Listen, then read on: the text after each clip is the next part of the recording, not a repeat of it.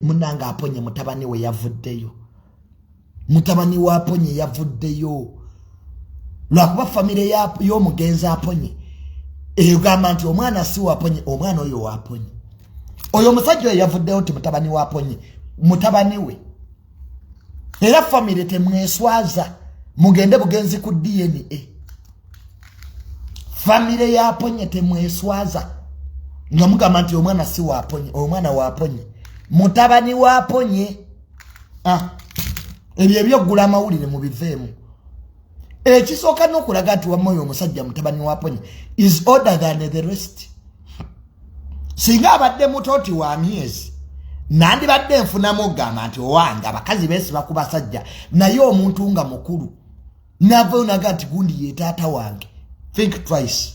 Most of the times babeera batuufu. Oyo omusajja yavuddeyo mutabani wa Aponye. Mugende mukole DNA mu America. In fact waliwo omukyala ali bweru eyo yagambye yasobola okusasula DNA free of charge. Family ya Aponye, welcome that guy. Is the son of the late Aponye. Nemani abana ennaku zino mulina akamanyiro ogoba otya Baganda. Kalize Junior tatanga asobola okufa netandika okugoba abaana. Mboyo mwana siwa tamale milioni senia amanyi ngajjawa.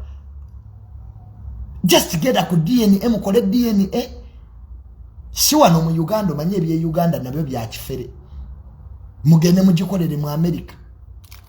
Nete muddamu kugoba musajja oyo gwe nalabye. Ne mumulemesa n'okuziika. Kati wamusanga Muganda Wamwe. Family zimu Aponye abadde musajja wa maanyi nga mulamu ate temujungulula kitiibwa kye. Kwakati ekibalwanyaganya bya bugagga. Nyate mufunemu ka integrity te family eja kuswala. Oyo Muganda Wamwe. Nze nga bwe nalabye bwenti. That guy is Aponye's son.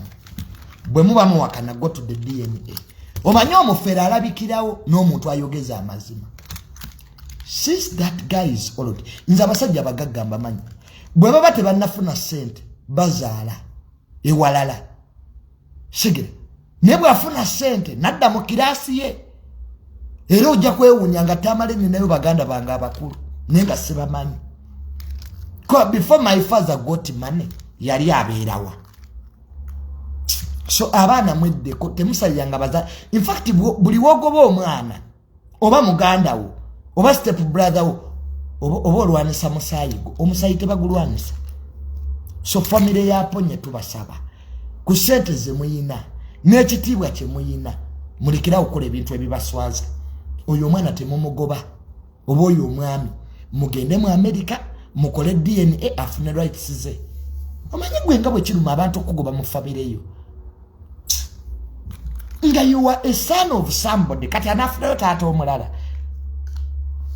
So tweddeko ebintu ebimu bye tukola bituswaza buswaza.